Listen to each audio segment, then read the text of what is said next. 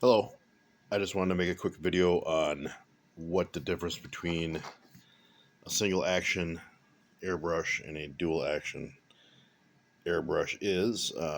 As when I started, I had no idea. I had initially bought this guy right here as it came with the compressor to start out with, and of course I spray painted with it and then didn't clean it, so I had to do a lot of cleaning afterwards. But anyway, the first thing you want to notice is on a single action. First of all, the air is always, when you turn it on the pump, or if you hook up your air, it's constantly going to run.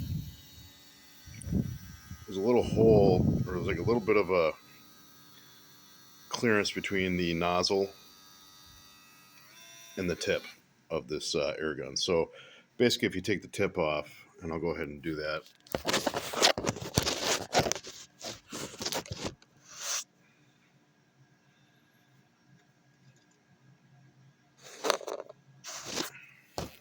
So basically, if you take the tip of the air gun off, you'll see here's the needle, and there's a hole in there, and the air will just kind of flow from the pump itself right through there at all times, through a little hole in the bottom there, as you can see. You might not be able to see too well because of the lighting, but anyway, there's a little hole in the bottom that kind of blows the air out, and then of course around that is the paint chamber, and then where the paint kind of comes up from the needle and all that. So, and in here we have a nozzle, and I'll go ahead and take that out. And here is the single action nozzle. So as you can see, it's just designed just to have airflow around it constantly. There's no real extra design flues or anything like that, as you see on some of the dual actions. So anyway, so that's kind of how that works. And of course, since there's always air flowing out the back, you don't have to worry about pushing this down. And you'll see that in a minute. You just kind of pull back and your paint will start flowing pretty well. And these actually work pretty good if you're just starting out, or if you just need a simple airbrush. Okay, so now on to the dual action airbrush. And as you can see, I mean, it looks relatively similar to the single action. The biggest difference is to get the air flowing, you got to push down on this. So basically what that does is that there's a valve built into this part right here, and this stem pushes down on that when you push down. And of course you pull back as you normally would. Here's the needle chuck, and here's your needle nozzle, and I'll show you guys the nozzle. So here is the nozzle, and the tip is still on there. So as you can see, here's the needle point. I have a 0.5 millimeter tip on here. I'm just doing some broad coverage on my latest project. But as you can see, here's the needle, and then there's the tip. And here is a closer look at the actual nozzle itself. As you can see, it's really a tiny little piece there at the end, and the needle sticks out the end. You do have to occasionally clean these, so they do come off. You can also change them out for different sizes. This particular airbrush is a pretty inexpensive one. It's not the greatest to clean, but it works for basic coverage, and that's all I care about for this particular model. And as you can see, here's the chuck, and everything else is the same as a regular airbrush. It's just you pretty much push down to get the air flowing, and then you pull it back to start the paint to flow. Pretty basic, but this is a feature that is probably desirable for more professionals because you can control when the air flows, when it doesn't. You can hook it up to your compressor and not have it constantly run air. If you don't have a backstop or some kind of shut-off system. So that kind of makes it kind of convenient to just kind of use as you need to. So really that's the only advantage I see of a dual action versus a single action. So if you're in the market for learning how to airbrush and you want to just kind of get into it, these are pretty inexpensive. Single actions are very easy to use. They constantly do flow air, so that's something to keep in mind if you do have a compressor tank versus a constant compressor. If you have a constant compressor, you probably get away with these a little easier than the compressor tanks.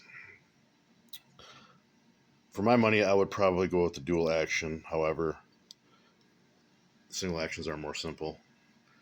You do still have to take them all apart the same ways to kind of clean. There are nozzles just like there are in the dual actions and the single actions.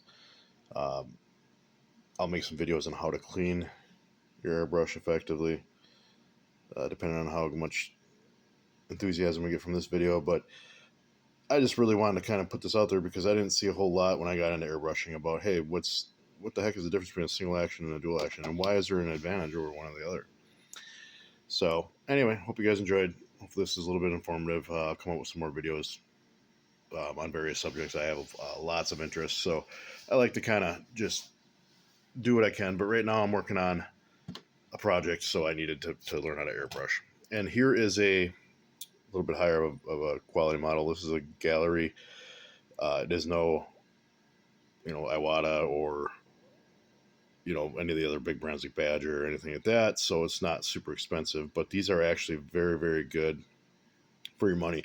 So if you're really getting into airbrushing and you want a quality instrument, you don't want to buy one of these, $20, $30 ones that are kind of hard to clean. Although they seem to work okay, they are kind of finicky in comparison to this model, which is kind of designed more for a professional and for a beginner, of course, because this is a beginning model. But this is probably the best bet if you really want to get into airbrushing and you want to get serious about it, or if you're just like not sure. If you have $40, $50, I would probably, based on my experience, I would probably start with one of these and just get it over with, because you buy the single action and you're going to want to buy one of these, especially if you enjoy it. So you're going to want to get something a little bit better. So anyway, same thing with this dual action, push down for the air, pull back for the actual flow. And this guy has a 0.38 nozzle, I want to say, on it right now. It does come with a 0.5. So these Galleries are actually really, really good airbrushes for your money. So certainly don't overlook them, especially if you're starting out. But if you're professional, I would certainly probably go with the Iwata or Steen Steinbecks or whatever that are out there, the more expensive ones, just simply because they're built better and you'll get more flow over or control over your paint flow. But this is pretty, these are pretty comparable to a lot of the higher end models too, from what I'm reading. So anyway, Gallery, they're a good brand. This is a no-name. Well, there's a name to it, but these are the mass-produced ones. So, you can find these a dime a dozen. They all come with the same nozzles, tiny as get out. If you drop them, have fun finding them. And of course, your single actions, which they work. Just keep them clean. Make sure your needle doesn't get bent. These come with the cheapest needles I've ever seen in my life. So when you take out that needle, just be careful. All right, thanks, guys.